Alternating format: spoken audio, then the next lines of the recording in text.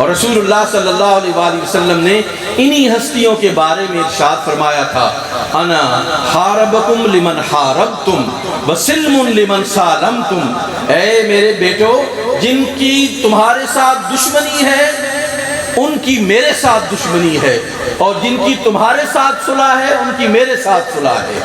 بات سنیے، یہ شیعہ سنی کا مسئلہ نہیں ہے، یہ فرقوں کا مسئلہ نہیں ہے، یہ نبی اور نبی کے گھرانے کا مسئلہ ہے۔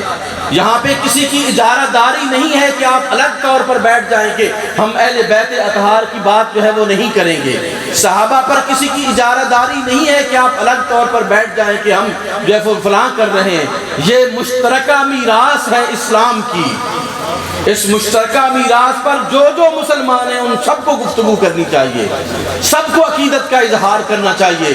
یہ ایک طرف رسول اللہ سے محبت کا اظہار ہے اور دوسری طرف اپنے تمام بھائیوں کو باہم و شیر و شکر کرنے کا اظہار ہے۔ جب ہم سب اہل بیت اطہار سے محبت کریں گے تو یہ غلط فہمیاں جو ہے وہ دور ہو جائیں گی۔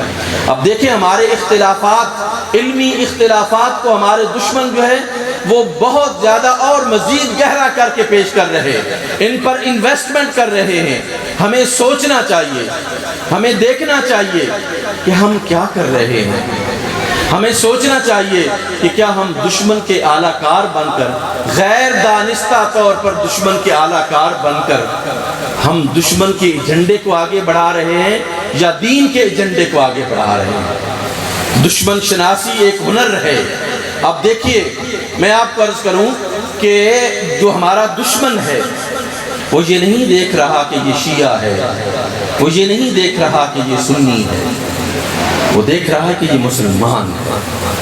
وہ ہمیں سب کو، آپ اہل حدیث ہیں، آپ دیوبندی ہیں، آپ شیعہ ہیں، آپ بریلوی ہیں، وہ آپ کو بحیثیت مسلمان دیکھتا ہے۔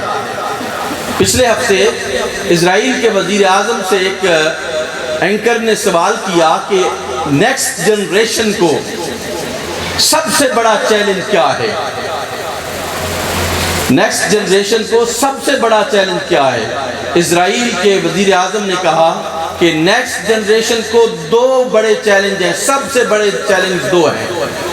اینکر نے پھر سوال کیا کہ وہ دو بڑے چیلنجز کیا ہیں؟ وزیر اعظم اسرائیل نے کہا کہ پہلا چیلنج ایران ہے، ہماری آنے والی جنریشن کو پہلا چیلنج ایران ہے اور دوسرا چیلنج پاکستان ہے۔ اب اس نے نہیں دیکھا کہ یہ سنی ہے تو میں ان پر بات نہیں کروں، وہ کہتے ہیں کہ پہلا چیلنج ایران ہے اور دوسرا چیلنج جو ہے وہ پاکستان ہے۔ اینکر نے پوچھا کہ کیوں؟ کہا کہ پاکستان اس لیے ہے کہ یہ ایٹمی قوت حاصل کر چکا ہے اور ایران اس وجہ سے ہے کہ وہ ایٹمی قوت حاصل کر رہا ہے۔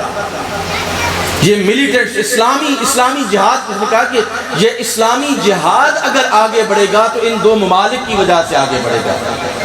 ان کو پتا ہے کہ عرب ممالک کو تو ہم نے اپنے کوٹوں کی جیبوں میں ڈال دیا ہے، ان سے انہیں کوئی خطرہ نہیں ہے، ان پر وہ بات بھی نہیں کرتے، وہ ان کو اپنا الہی تصور کرتے ہیں، اپنا حلیف تصور کرتے ہیں۔ وہ کہتے ہیں کہ اس دنیا اسلام میں اگر اسلامی جہاد کی پروموشن ہو سکتی ہے تو وہ یہ صرف دو ممالک کر رہے ہیں اور کر سکتے ہیں، ایک ایران کرتا ہے یا کر سکتا ہے اور ایک پاکستان کرتا ہے یا کر سکتا ہے۔ اس لیے یہ ایران کو بھی اور پاکستان کو بھی کبھی بھی اپنے پنجوں سے نکلنے نہیں دیں گے، اور یہ نہیں دیکھیں گے کہ یہ شیعہ اسٹیٹ ہے تو اس کو مارا جائے، یہ سنی اسٹیٹ ہے تو اس کو نہ مارا جائے۔ وہ دیکھتے ہیں کہ یہ مسلمان اسٹیٹس ہیں، اس لیے ان کا بے دست و پا رہنا ضروری ہے۔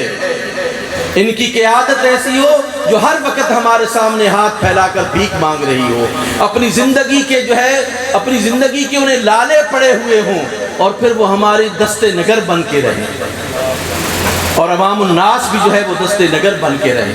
اس وجہ سے میں یہ سمجھتا ہوں کہ ہمیں ان اختلافات کو ختم کر کے دشمن کیا چاہتا ہے اس پر نہ عمل کریں، دشمن کا مقابلہ کرنے کے لیے اتحاد و وحدت اپنے اندر جو ہے وہ قائم کریں۔